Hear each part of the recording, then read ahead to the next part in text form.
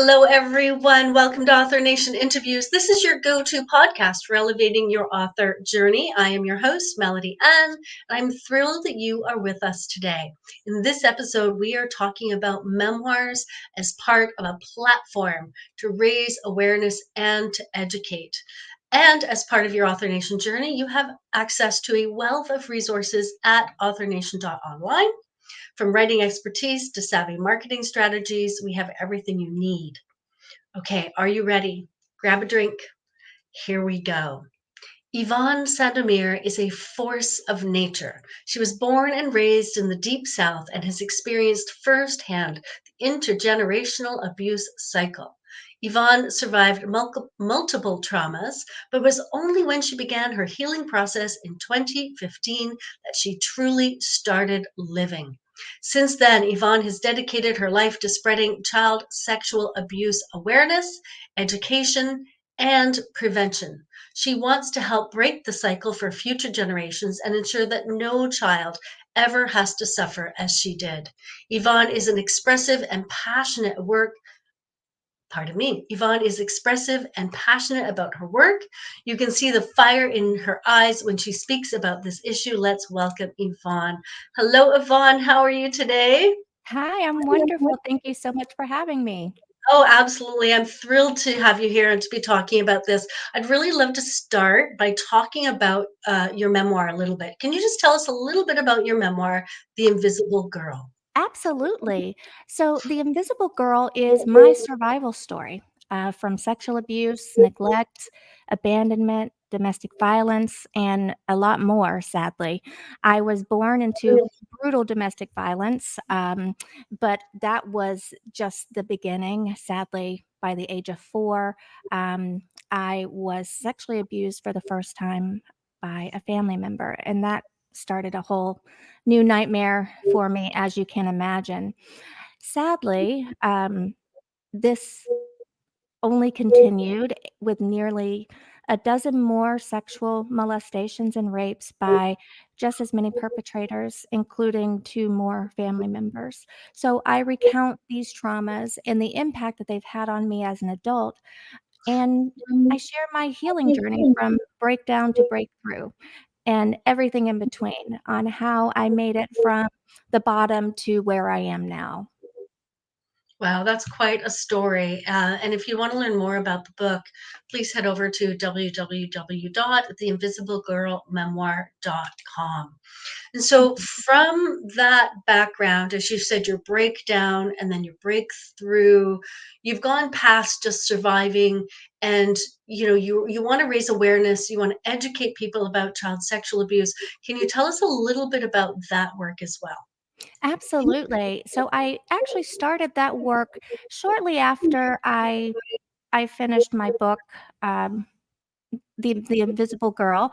I created and hosted the Survivor Strong podcast on Fireside for about a year before I decided to take a break to research and write my second book, What, Who, Why, Where, How, When, Plan: A Parent's Guide to Preventing Child Sexual Abuse, which was published in August of 2023. It's only about 50 pages, and it's a guide that you can read over while you're having your morning coffee, and it explains what child sexual abuse is, who is at risk, and who is most likely to offend. Um, it tells you why prevention is so important, where prevention begins, how to know if a sexual predator is among us, when to be concerned that your child has been abused, and finally, a plan that every family can put in place to protect their family. It's something that anybody can follow.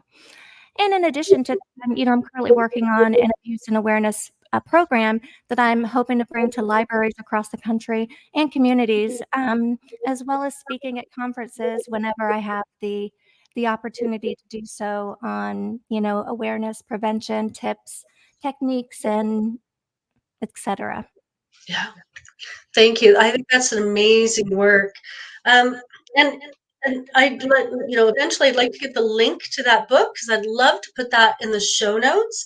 I think it's Sure. really important for families to understand what child sexual abuse is and who is likely to offend, because I think the answers to those questions may really surprise people. Still, right? We think Yes, about stranger danger, but strangers are the least of your worries, correct.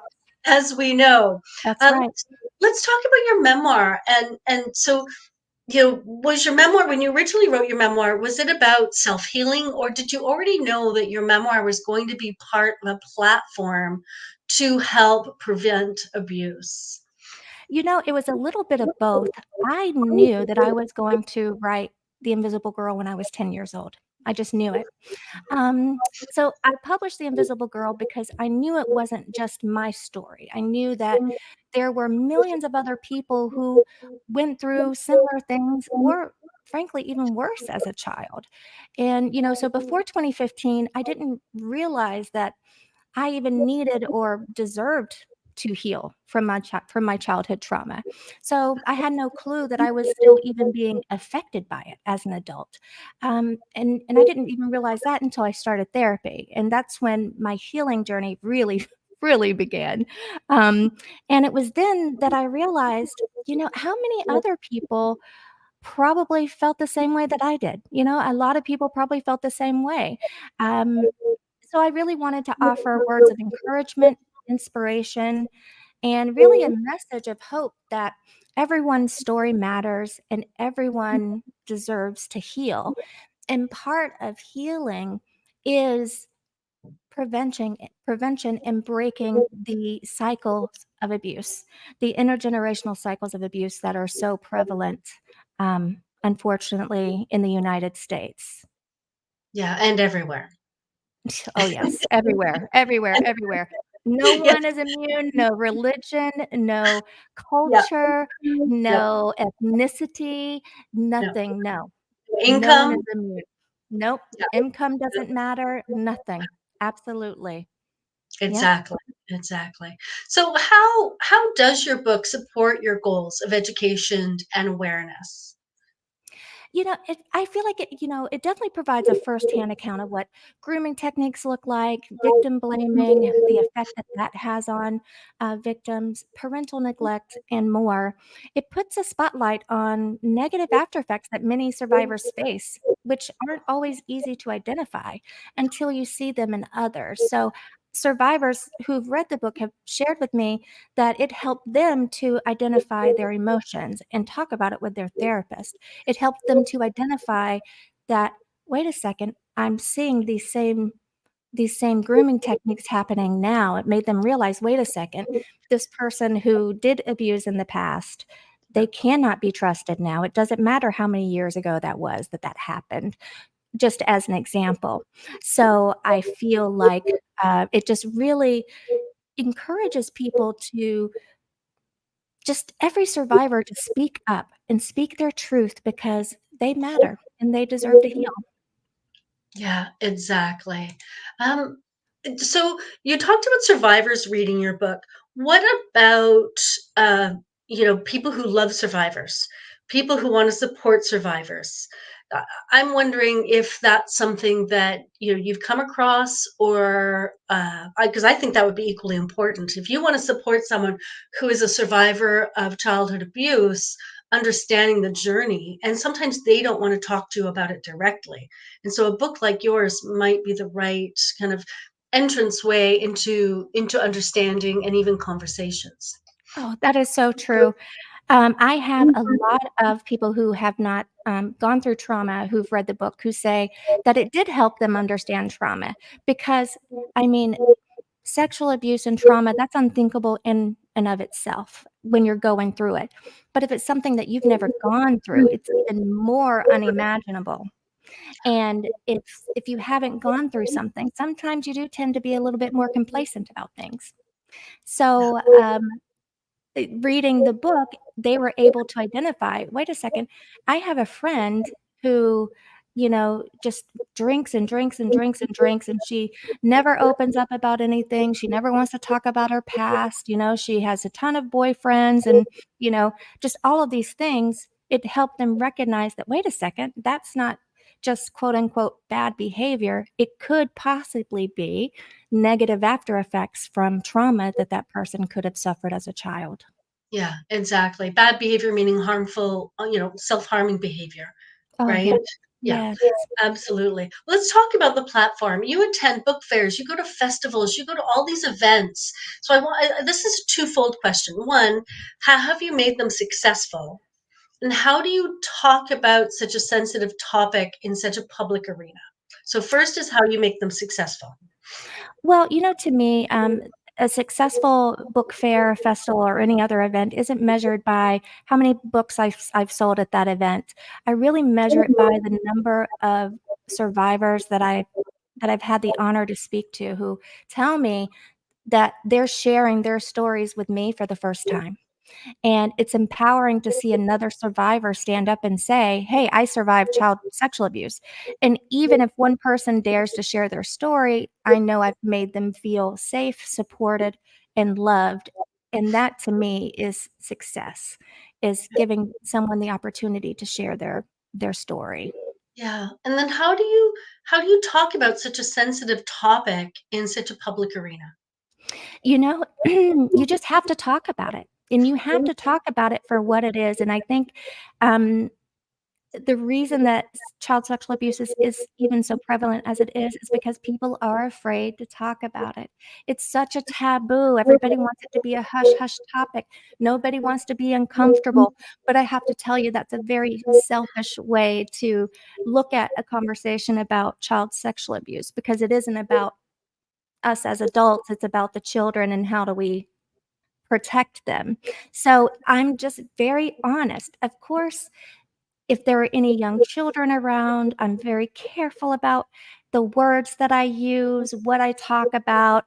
I may say to the parent, this is better for you to read when the child's not around, maybe read the jacket instead of, you know, just blurting it out. But then there are other times when they just want to have a direct conversation and they want to know, what is it and what happened to you, and I'm not ashamed of it anymore. Yeah. So I have no problem telling my story because I'm a success. Look at me. There is a happy ending. know, this isn't, everything all worked out. So, That That's such a good point because when I was, in my teen years, I read a lot of memoirs trying to find my own path forward after a very, difficult, abusive childhood. And mm, so memoirs can be so powerful, and you don't have to share that you're reading them with anyone if you're not in a safe space yet. Because one thing I talk about in this regard is, when you're writing your memoir, you write it for yourself first, you write it for healing. If you do think about publishing it, you want to make sure you've been through the therapy you need to so you're in a safe space so that you can publish it in a way that continues to keep you safe, right? Um, right. yeah. Did you want to add anything to that? Yes, that's a very good point because it's not only, it's just you don't want to just publish something without processing everything, without identifying everything and really telling the whole story. You don't wanna rush to put it out there. So, yeah, for me, it took me 5 years to write and publish the book because I wanted to make sure that I wasn't telling people things that weren't true, so I wanted to do my research at the same time. So it's not just based on my personal experiences, it's also the research that I put into it as well. Yeah, that makes perfect sense. Thank you for adding that. Okay, I Mhm. want to ask you about your book trailer. So I watched your book trailer. I thought Yes. it was a movie trailer. I mean, it's Mhm. so powerful, and it has so many elements of a movie trailer. Like if you think about it, a memoir and a movie, these are stories, right? So it makes Yeah. sense to have very similar elements. So why did you decide to create a book trailer? Well, for a couple of reasons. One was simply marketing. I mean, having a book trailer out there, it's an opportunity for the book to be shared on other platforms that maybe you didn't think about that are more video related, like YouTube, like Vimeo, and other places that we could, post it up to. Um, but it was also another way to grab potential readers' attention because some people are just more visual than others. And when they and they may be just more, likely to look at the book trailer than read the back book cover, the book jacket on the back. So, and it's simply just to get more eyes on the story and marketing. Yeah, and do you feel like it's worked out for you? Has it paid off creating that? You know what? I don't know if it's really paid off or not. I do have aspirations to adapt The Invisible Girl to film someday, and I do have a script, so I am hoping that, that I can include that one of these days into the, future potential film that I'll hopefully make one day. It'll come in handy. Um, but I would definitely say it was worth it. I would say it's for any authors who are listening who are saying, should I do a book trailer for my memoir?"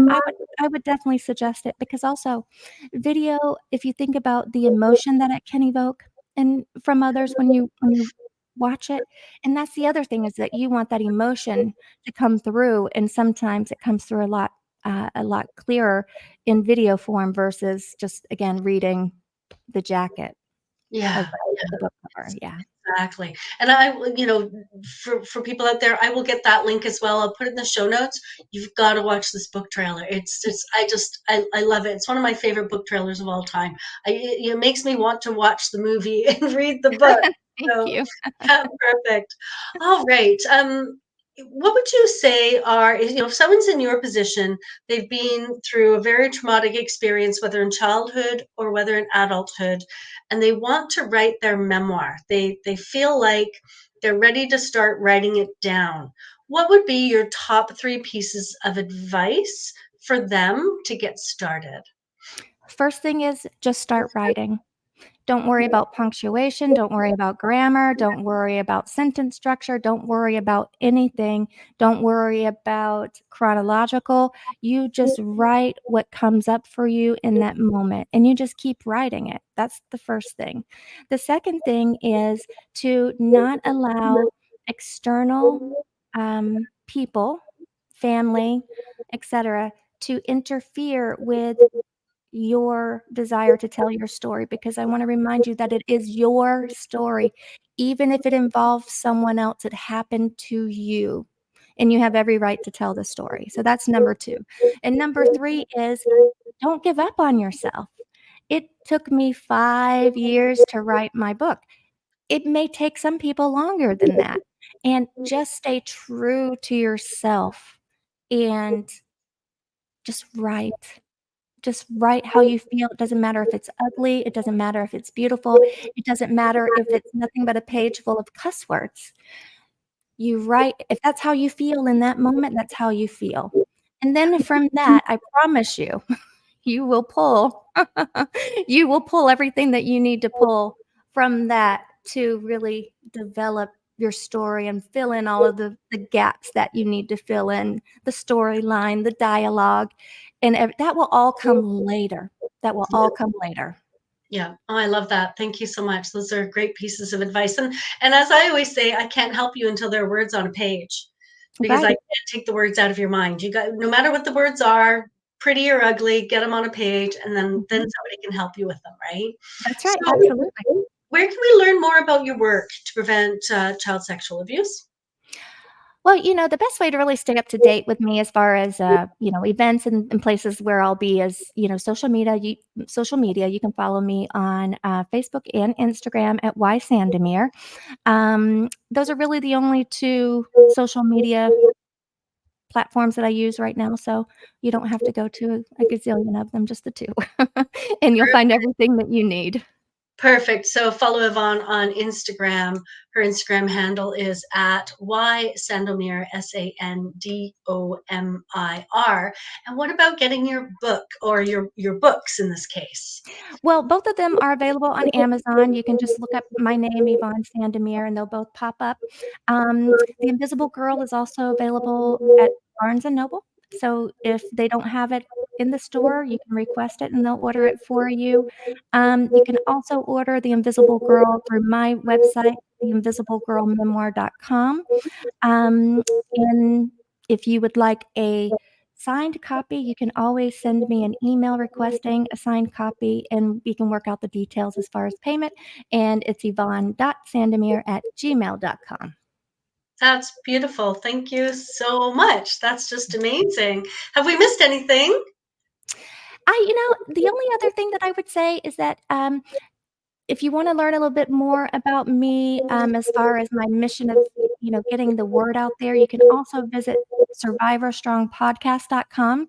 It is the website for my podcast that I had for about a year, and that will give you a little bit more information about my efforts in that arena and, giving people a voice to tell their story, and that's something that I do hope to continue in the future as well.